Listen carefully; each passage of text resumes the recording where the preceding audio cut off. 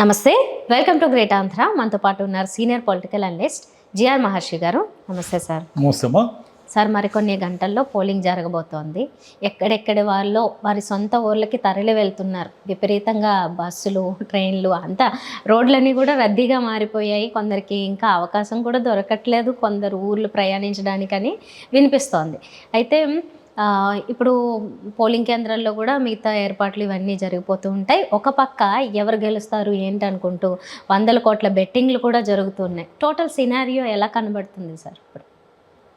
హైదరాబాద్ మొత్తం ఖాళీ అయిపోయింది, మీరు గమనించారో లేదు. అవును, ఇక్కడ నుంచి రోడ్లన్నీ కూడా ఏదో నామమాత్రంగా వాహనాలు తిరుగుతున్నాయి తప్ప, అంటే ఎవరికి వాళ్ళు, ఇక్కడ కూడా ఎలక్షన్ జరుగుతూ ఉంది కాబట్టి ఇక్కడ ఎవరికి వాళ్ళు వాళ్ళ వాళ్ళ ఊర్లకు చేరుకోవడం ఒక పద్ధతి అయితే, ఆంధ్ర నుంచి వచ్చి హైదరాబాద్లో ఉంటున్న కొన్ని లక్షల మంది మొత్తం వెళ్ళిపోయారు.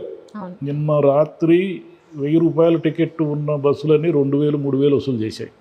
అవి కూడా దొరకట్లేదు, అది కూడా దొరకడం లేదు. విజయవాడకు 5000 కూడా వసూలు చేశాయి. కొంతమంది ఎటు ఏం చేయాలో తెలియక ట్యాక్సీలు మాడుకొని వెళ్ళిపోయారు, ఎక్కువ రేట్లైనా సరే.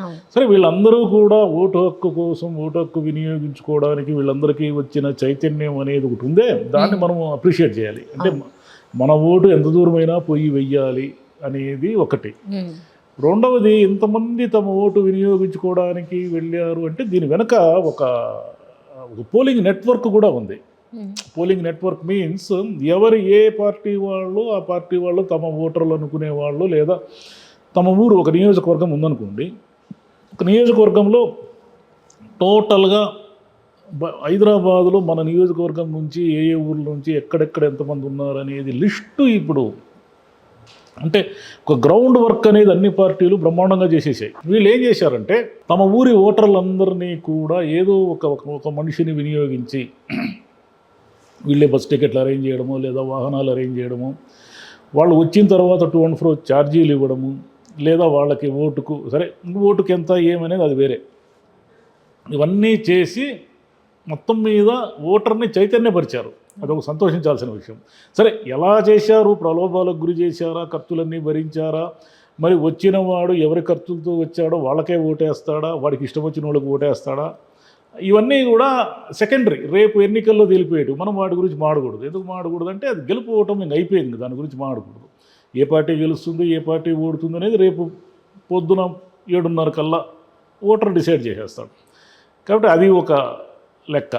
ఓటర్కి చైతన్యం వచ్చింది ఈ నెట్వర్క్ వల్ల కావచ్చు, నాయకుల వాళ్ళకున్న గ్రౌండ్ వర్క్, వాళ్ళని రప్పించే విధానం కావచ్చు, డబ్బులు కావచ్చు, లేదా వాళ్ళకే ఏమైనా సరే ఈసారి ఫలానా పార్టీకి ఓటేయాలి, మనం ఫలానా పార్టీని ఓడించాలి, ఫలానా పార్టీని గెలిపించాలి అనే మూడు కావచ్చు. అంటే అందరూ నాయకులు పెట్టిన డబ్బులతోనే పోయారా అనేది కరెక్ట్ కాదు. ఎందుకంటే ఎవరికి వాళ్ళు కొంత పెట్టుకోగలిగిన వాళ్ళు సొంత డబ్బులు పెట్టుకొని వెళ్ళారు. సొంత డబ్బులు, సొంత వాహనాలు పెట్టుకుని ఏమైనా సరే మన ఓటు ఈసారి వెయ్యాలి అనే మూడ్లో వెళ్ళిన వాళ్ళు ఉన్నారు. అంటే దీని అర్థం ఏమిటంటే ఆంధ్రప్రదేశ్లో హోరాహోరీ ఎన్నికలు జరుగుతున్నాయి.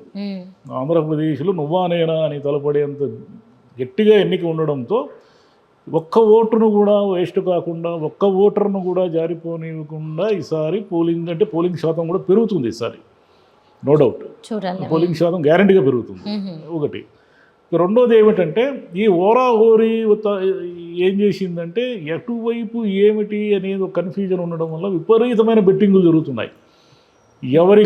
ఎవరి అంచనాల మేరకు వాళ్ళు అంటే ఏదో ఒక లెక్కలు ఉంటాయి వాళ్ళ మైండ్లో.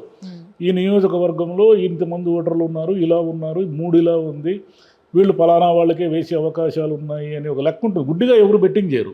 బెట్టింగ్ చేసే వాళ్ళకు కూడా ఆ విజను, క్యాలిక్యులేషను, లాజిక్ ఏదో ఉంటుంది. వీటన్నిటి కారణాల వల్ల ఏమిటంటే టోటల్ అంటే బెట్టింగ్లు కూడా రకరకాలుగా ఉంటాయి. మన క్రికెట్ బెట్టింగ్లు ఇవన్నీ చేస్తుంటారే, అలా ఏమిటంటే ఏ పార్టీ అధికారంలోకి వస్తుంది అని బెట్టు కట్టేది ఒక మూడు, అలా కాకుండా ఫలానా అభ్యర్థి గెలుస్తాడు, ఫలానా అభ్యర్థి ఓడుతాడు అనే మూడు ఒకటి.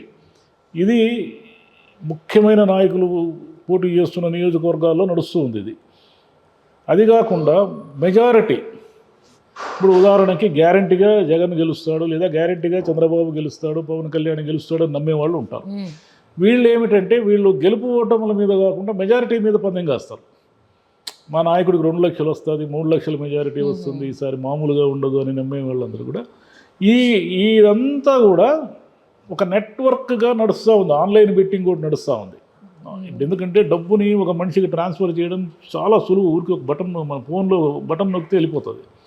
కాబట్టి డబ్బు అనేది ఏమిటంటే మొత్తం కొంతమంది బాండ్ పేపర్ల మీద రాసుకుంటున్నారు, కొంతమంది భూమి పత్రాలను ఒక మధ్యవర్తి ద్వారా తనఖా పెడుతున్నారు. అంటే మీకు ఒక ఎకరా భూమి ఉంది, నాకు ఎకరా భూమి ఉంది అనుకోండి, మన ఇద్దరం ఎకరా భూమిని బెట్టింగ్ చేస్తుంటాం. కానీ దీనికి ఒక నమ్మకం, విశ్వాసం కావాలి. కాబట్టి ఒక పెద్ద మనిషిని దగ్గర మన ఇద్దరి పత్రాలు ఉంటాయి, భూమి పత్రాలు, ఇవన్నీ కూడా ఆ పెద్ద మనిషి దగ్గర పెడతాం, పెట్టి ఒక అగ్రిమెంట్ రాసుకుంటాం. అయ్యా నేను ఫలానా కారణాల వల్ల గెలిస్తే, నేను బెట్టింగ్ గెలిస్తే నాకు ఆ భూమి నా స్వాధీనం రాసి ఇవ్వాలి. జనరల్గా ఇంట్లో వివాదాలు ఉంటాయి, కొట్లాట్లు ఉంటాయి, మాట మీద నిలబడే వాళ్ళు ఉంటారు. కానీ ఈసారి ఆంధ్రప్రదేశ్లో కొన్ని వేల కోట్ల రూపాయలు గెలిచేవాళ్ళు, పోగొట్టుకునే వాళ్ళు ఇద్దరు ఉన్నారు. అది ఎవరి వైపు తాసు ఉంది, ఎవరి వైపు మొగ్గుంది, ఇవి మనకు తెలియదు. కానీ ఇదైతే నడుస్తూ ఉంది. ఇది కాకుండా పోల్ మేనేజ్మెంట్ ఒకటి ఇప్పుడు నుంచి స్టార్ట్ అయిపోయింది, ఈ రోజు నుంచి స్టార్ట్ అయిపోయింది. ఈరోజు ఏమిటంటే ఇక సాయంత్రానికి చాలామంది అనుకునేది ఏమిటంటే ఒక తప్పుడు ఆలోచన ఉంది, అంటే అభిప్రాయం ఉంది. అభిప్రాయం ఏమిటంటే ఈరోజు డబ్బులు పంచుతారనే అభిప్రాయం ఉంది కదా, అది కరెక్ట్ కాదు. చాలా నియోజకవర్గాల్లో 1 వీక్ బిఫోరే ఎవరెవరికి ఎంత ఓటుకి ఎంత ఇవ్వాలనేది డిసైడ్ అయ్యి వెళ్ళిపోతాయి. ఎవరు పిచ్చోళ్ళు గారు. ఈ రాత్రికి చాలామంది ఏమనుకుంటారంటే రాత్రికి అభ్యర్థుల ఏజెంట్లంతా ఇల్లు తిరిగి పంచుతారు అనుకుంటారు. వాళ్ళు ఏమి వాడికి డబ్బులు వచ్చేసి ప్రశాంతంగా ఉన్నారు. కానీ సార్ లాస్ట్ టైం తెలంగాణలో అన్నారు కదా, ఇంకా మాకు డబ్బులు రాలేదు. అది ప్రతి ఊర్లోనూ ఒక నియోజకవర్గంలో కనీసం 10 గ్రామాల్లో ఈ వివాదం నడుస్తుంది. ఎందుకు నడుస్తుంది అంటే దీనికి 2 కారణాలు. ఒకటి, ఏ కారణాల వల్లన్నా అభ్యర్థి డబ్బులే ఇవ్వకపోవడం. 2, ఆ ఊరిలో ఆ పార్టీకి ఒక ప్రతినిధి ఉంటాడు, ఆ ప్రతినిధి ఇచ్చిన డబ్బులు తినేశాడు అని ప్రజల్లో ఎవడో పుకారు పుట్టిస్తాడు. లేదంటే అభ్యర్థి ఓటుకు 5,000 ఇచ్చాడు, కానీ ఇతను మాత్రం మనకు 1,000 రూపాయలు ఇచ్చాడు, 4,000 నొక్కేశాడు అని ఎవడో చెప్తాడు. చెప్పగానే వాడి ఇంటి మీదకి దాడిపోయి ధర్నాలు గలాట్లు చేస్తారు. కొన్ని ఊర్లలో మేము ఓటింగ్కే రాము, మాకు డబ్బులు అందలేదు అంటారు. కాబట్టి మనం ఓటును అమ్ముకోవద్దు అని చెప్పుకోవడానికి పుస్తకాల్లో ప్రచారంలో బాగానే ఉంది. కానీ జనం అయితే క్లియర్ కట్గా చాలామంది జనము ఓటుని ఇరువైపుల నుంచి ఎంత డబ్బు తీసుకోవాలో అంత డబ్బు తీసుకొని కూల్గా రేపు ఓటేస్తారు.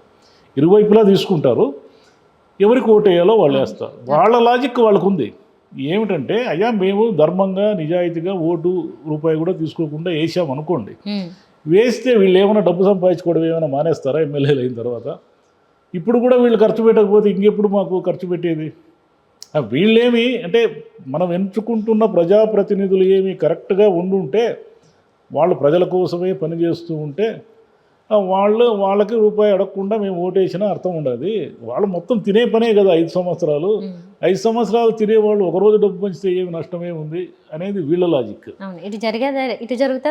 నాయకుల లాజిక్ ఏంటంటే మొత్తం డబ్బు ఇచ్చి కొనుక్కున్న ఓట్లే కదా, వీళ్ళకి మనం సేవ చేస్తే ఎంత, సేవ చేయకపోతే ఎంత, మనం మేమేమో 100 కోట్లు పెట్టుబడి పెట్టాము, మరి 5 ఏళ్ళలో 100కు 100 సంపాదించుకోకపోతే ఇంకెందుకు ఈ రాజకీయాలకు వచ్చి మేము ఏం సాధించినట్టు, ఈ గన్మ్యాన్లు వీళ్ళని తీసుకుని ఏం చేసేది, ఈ సెక్యూరిటీ వల్ల మాకు ఒరిగేది ఏముండదు అనేసి వీళ్ళ వాదన. కాబట్టి ఈ సిస్టమ్ను సరిచేయాలి అంటే చాలా ఇంకా జనరేషన్స్ పడుతుంది. ఓటర్లు మారాలి, నాయకులు మారాలి, మొత్తం ప్రజలకు సంబంధించిన ఏదైనా సరే ఒక పని జరగాలి అనే ఒక సిస్టమేటిక్గా నడిస్తే తప్ప కొంతకాలం పడుతుంది.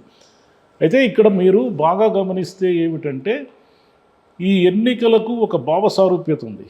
అంటే కర్ణాటకలో కానీ, మొన్న జరిగిన తెలంగాణలో కానీ, ఇప్పుడు జరుగుతున్న ఆంధ్రప్రదేశ్లో కానీ ఈ అసెంబ్లీ ఎన్నికలు ఏమిటంటే ఇక వచ్చే ఎన్నికలు, ఈ దేశంలో వచ్చే అనేక రాష్ట్రాల్లో ఎన్నికలన్నీ కూడా అనివార్యంగా సంక్షేమ పథకాల మీద ఆధారపడే వస్తాయి. కర్ణాటకలో వాళ్ళు పెట్టిన పథకాలు ఇంచుమించుగా తెలంగాణలో పెట్టారు.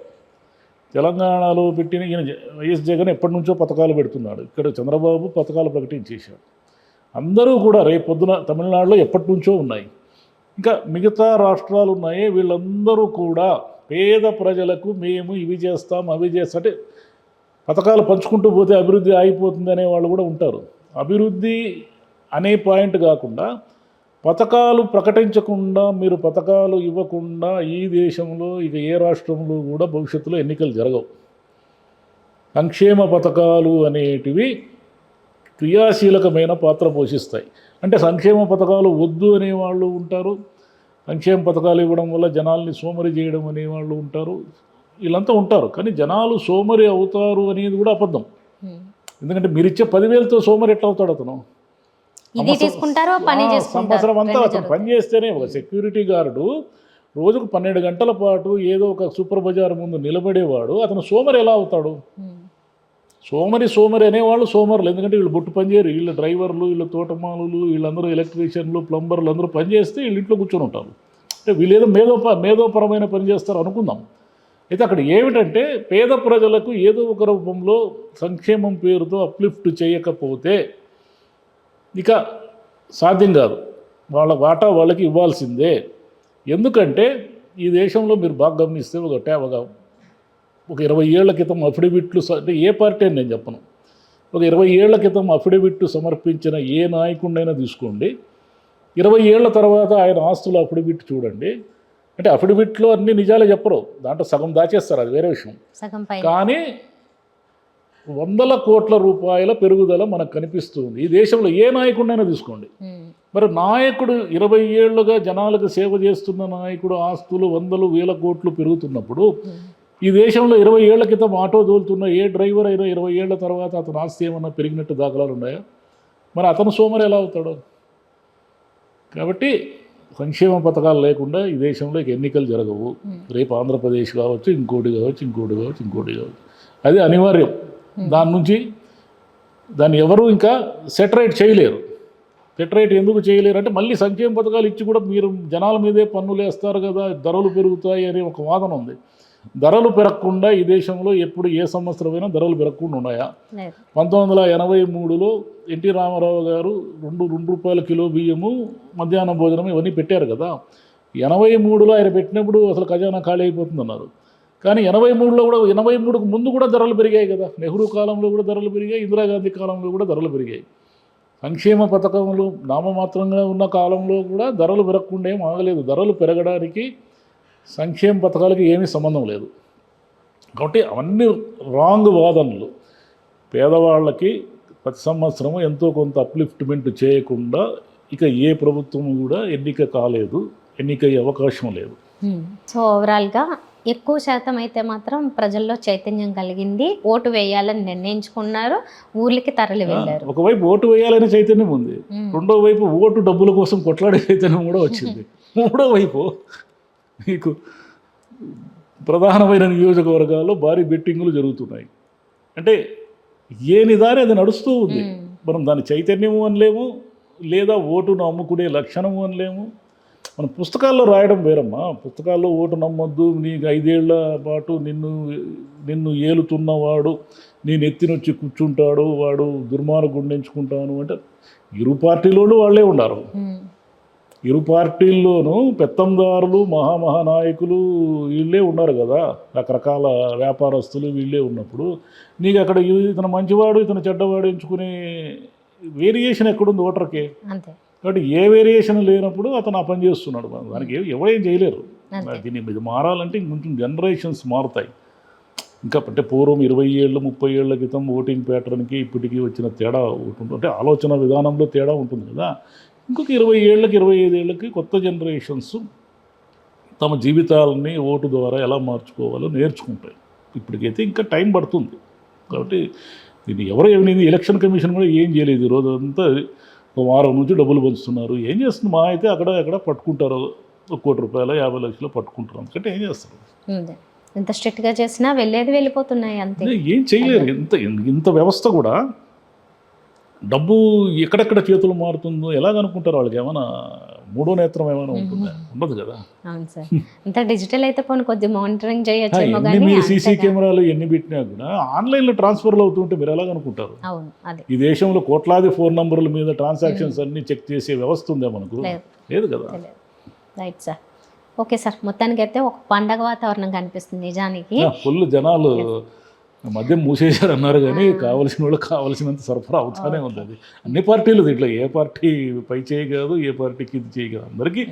అందరూ అన్ని జనం ముందు వచ్చి ఏమో మాడుతుంటారు ప్రజాస్వామ్యం అది ఇదని. ఈరోజు అందరూ డబ్బులు పంచేవాళ్ళే, మద్యం పంచేవాళ్ళే.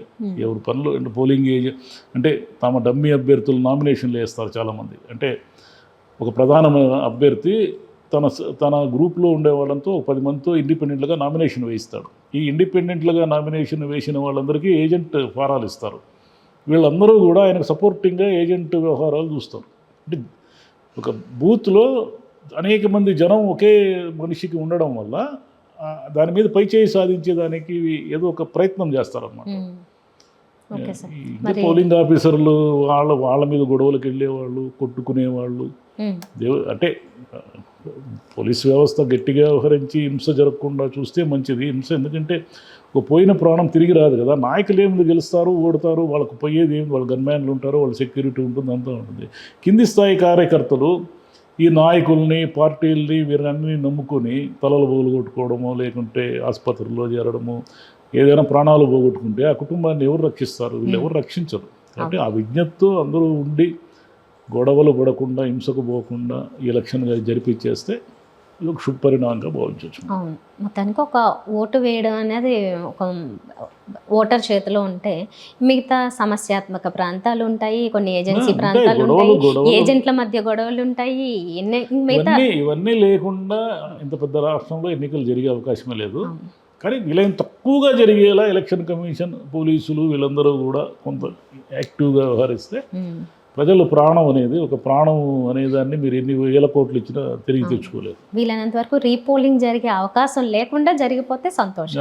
పోలింగ్ ఉంటాయి, మేము చేయలేము, అది తెలుస్తుంది, రేపు వాడికి అన్నీ తెలిసిపోతాయి. చూద్దాం సార్. థ్యాంక్ యూ అమ్మా.